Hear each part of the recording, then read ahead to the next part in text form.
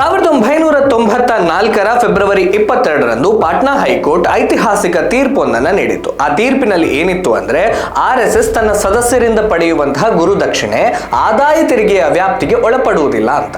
ಕರ್ನಾಟಕದ ಗೃಹ ಸಚಿವ ಮಾನ್ಯ ಪ್ರಿಯಾಂಕ್ ಖರ್ಗೆ ಅವರು ಆರ್ಎಸ್ಎಸ್ ಬಗ್ಗೆ ಇತ್ತೀಚೆಗೆ ಮಾಡ್ತಾ ಇರುವಂತಹ ಆರೋಪಗಳ ಬಗ್ಗೆ ನಮಗೆಲ್ಲ ಗೊತ್ತೇ ಇದೆ. ಆರ್ಎಸ್ಎಸ್ ಯಾಕೆ ನೋಂದಣಿ ಆಗಿಲ್ಲ ಅನ್ನುವಂತಹ ಪ್ರಶ್ನೆಗೆ ಈಗಾಗಲೇ ಹಲವು ಬಾರಿ ನಾವು ಸಾಕ್ಷಿ ಸಮೇತವಾಗಿ ಉತ್ತರವನ್ನ ನೀಡಿದ್ದೇವೆ. ಅದರ ಬಗ್ಗೆ ಮತ್ತೊಮ್ಮೆ ಹೇಳೋದಕ್ಕೆ ಹೋಗೋದಿಲ್ಲ. ಗೃಹ ಸಚಿವರು ಮಾಡಿರುವ ಆರೋಪಗಳಲ್ಲಿ ಆರ್ಎಸ್ಎಸ್ ತನ್ನ ಸ್ವಯಂ ಸೇವಕರಿಂದ ಸ್ವೀಕರಿಸ್ತಾ ಇರುವಂತಹ ಗುರುದಕ್ಷಿಣೆಯ ಬಗ್ಗೆಯೂ ಕೂಡ ಉಲ್ಲೇಖವನ್ನ ಮಾಡಿದ್ದಾರೆ. ಗುರುದಕ್ಷಿಣೆ ಅಂದ್ರೆ ಏನು ಅನ್ನೋದನ್ನ ಸಂಕ್ಷಿಪ್ತವಾಗಿ ತಿಳಿಸ್ತೇವೆ. ಆರ್ಎಸ್ಎಸ್ ಸಂಘಟನೆಯು ವರ್ಷಕ್ಕೆ ಒಂದು ಬಾರಿ ಅಂದ್ರೆ ವ್ಯಾಸ ಪೂರ್ಣಿಮೆಯ ದಿನದಂದು ತನ್ನ ಸ್ವಯಂ ಸೇವಕರಿಂದ ಗುರುದಕ್ಷಿಣೆಯನ್ನ ಸ್ವೀಕಾರ ಮಾಡುತ್ತೆ. ಈ ಗುರುದಕ್ಷಿಣೆಯೇ ಆರ್ಎಸ್ಎಸ್ ಸಂಘಟನೆಯ ಎಲ್ಲ ಚಟುವಟಿಕೆಗಳ ಹಣಕಾಸಿನ ಏಕೈಕ ಮೂಲ. ಇದನ್ನ ಹೊರತುಪಡಿಸಿ ಆರ್ಎಸ್ಎಸ್ ಬೇರೆ ಯಾವುದೇ ಹಣಕಾಸಿನ ಮೂಲವನ್ನ ಹೊಂದಿಲ್ಲ. ಆರ್ಎಸ್ಎಸ್ ಗುರುದಕ್ಷಿಣೆಯ ಬಗ್ಗೆ ಈಗಲ್ಲ 6 ದಶಕಗಳ ಹಿಂದೆಯೇ ಚರ್ಚೆಯಾಗಿತ್ತು. ಆದಾಯ ತೆರಿಗೆ ಮತ್ತು ಕಾನೂನಿನ ಪರಾಮರ್ಶೆಗೆ ಒಳಗಾಗಿತ್ತು ಅನ್ನೋದು ಅನೇಕರಿಗೆ ಗೊತ್ತಿರದೇ ಇರುವಂತಹ ಸಂಗತಿ. ಹೌದು, 1967-68ರಿಂದ 1975-76ರವರೆಗಿನ ಹಣಕಾಸು ವರ್ಷಗಳಲ್ಲಿ ಆರ್ಎಸ್ಎಸ್ ಸ್ವೀಕರಿಸಿದ್ದಂತಹ ಗುರುದಕ್ಷಿಣೆಯನ್ನ ಆದಾಯ ತೆರಿಗೆ ಅಧಿಕಾರಿಗಳು ಆರ್ಎಸ್ಎಸ್ ಸಂಘಟನೆಯನ್ನ ಅಸೋಸಿಯೇಷನ್ ಆಫ್ ಪರ್ಸನ್ಸ್ ಅಂದ್ರೆ ವ್ಯಕ್ತಿಗಳ ಸಂಘ ಅಂತ ಪರಿಗಣಿಸಿ ಆದಾಯ ತೆರಿಗೆಗೆ ಒಳಪಡಿಸಿದ್ರು.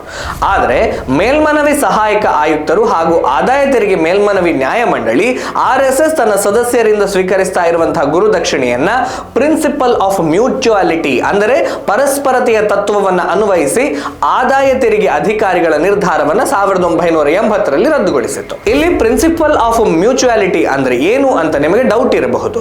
ಇದೊಂದು ಆದಾಯ ತೆರಿಗೆಯ ಪರಿಕಲ್ಪನೆ. ಜನರ ಒಂದು ಗುಂಪು ಒಂದು ಸಾಮಾನ್ಯ ಉದ್ದೇಶಕ್ಕಾಗಿ ಹಣವನ್ನು ಒಟ್ಟುಗೂಡಿಸಿದಾಗ ಮತ್ತು ಯಾವುದೇ ಹೆಚ್ಚುವರಿಯನ್ನು ಹಂಚಿಕೊಂಡಾಗ ಈ ವಹಿವಾಟನ್ನ ತೆರಿಗೆಗೆ ಒಳಪಡುವ ಆದಾಯ ಅಂತ ಪರಿಗಣಿಸಲಾಗುವುದಿಲ್ಲ ಅಂತ ಪ್ರಿನ್ಸಿಪಲ್ ಆಫ್ ಮ್ಯೂಚುಯಾಲಿಟಿ ಅಥವಾ ಪರಸ್ಪರತೆಯ ತತ್ವ ನಿರ್ದೇಶಿಸುತ್ತದೆ. ಈಗ ಮುಖ್ಯ ವಿಷಯಕ್ಕೆ ಬರೋಣ. ಐಟಿಎಟಿ ಅಂದರೆ ಆದಾಯ ತೆರಿಗೆ ಮೇಲ್ಮನವಿ ನ್ಯಾಯಮಂಡಳಿಯ ನಿರ್ಧಾರವನ್ನು ಪ್ರಶ್ನಿಸಿ ಆದಾಯ ತೆರಿಗೆ ಇಲಾಖೆ 1981ರಲ್ಲಿ ಪಾಟ್ನಾ ಉಚ್ಚ ನ್ಯಾಯಾಲಯದಲ್ಲಿ ಆರಂಭಿಕ ಮೇಲ್ಮನವಿಯನ್ನು ಸಲ್ಲಿಸಿತು. ಇದುವೇ ಆದಾಯ ತೆರಿಗೆ ಆಯುಕ್ತರು ವರ್ಸಸ್ ರಾಷ್ಟ್ರೀಯ ಸ್ವಯಂ ಸೇವಕ ಸಂಘ ಪ್ರಕರಣ. ಪಾಟ್ನಾ ಹೈಕೋರ್ಟ್ 1 ದಶಕಗಳ ಕಾಲ ವಿಚಾರಣೆಯನ್ನ ನಡೆಸಿ ವಾದ ಪ್ರತಿವಾದಗಳನ್ನು ಆಲಿಸಿ ಫೆಬ್ರವರಿ 22, 1994ರಂದು ಐಟಿಎಟಿಯ ನಿರ್ಧಾರವನ್ನು ಎತ್ತಿ ಹಿಡಿಯಿತು. ತನ್ನ ನಿರ್ಧಾರಕ್ಕಾಗಿ ಕೇಂದ್ರ ನೇರ ತೆರಿಗೆಗಳ ಮಂಡಳಿ ಅಂದರೆ ಸಿಬಿಡಿಟಿ ನೀಡಿದಂತಹ ಪ್ರಮುಖ ದಾಖಲೆಗಳನ್ನು ಉಲ್ಲೇಖಿಸಿತ್ತು. ಸಿಬಿಡಿಟಿಯು 1978ರಲ್ಲಿ ಆರ್ಎಸ್ಎಸ್ ಸಂಸ್ಥೆ ತನ್ನ ಸದಸ್ಯರಿಂದ ಪಡೆಯುವಂತಹ ಗುರುದಕ್ಷಿಣೆಗೆ ಪರಸ್ಪರತೆಯ ಆಧಾರದ ಮೇಲೆ ತೆರಿಗೆಯಿಂದ ವಿನಾಯಿತಿ ನೀಡಲಾಗಿದೆ ಅಂತ ದಾಖಲೆಯನ್ನು ನೀಡಿತ್ತು.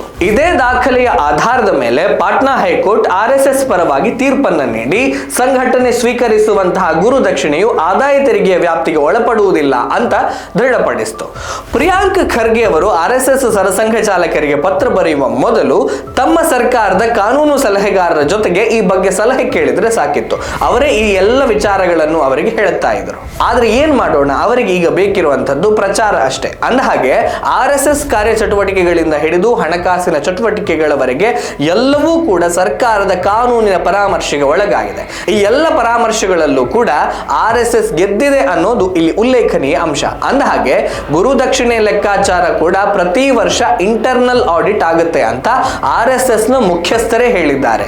ಪ್ರಿಯಾಂಕ್ ಖರ್ಗೆ ಅವರಿಗೆ ಇನ್ನೂ ಡೌಟ್ ಇದ್ರೆ ತಾವೇ ಒಂದು ರಿಟ್ ಪಿಟಿಷನ್ ಅನ್ನ ಕರ್ನಾಟಕದ ಹೈಕೋರ್ಟ್ ನಲ್ಲಿ ಅಥವಾ ಭಾರತದ ಸುಪ್ರೀಂ ಕೋರ್ಟ್ ನಲ್ಲಿ ಹಾಕಿದ್ರೆ ಇದಕ್ಕಿಂತಲೂ ಡೀಟೇಲ್ಡ್ ಆಗಿರುವಂತಹ ಉತ್ತರ ಅವರಿಗೆ ಸಿಗಬಹುದು ಅಂತ ನಮ್ಮ ಅಭಿಪ್ರಾಯ.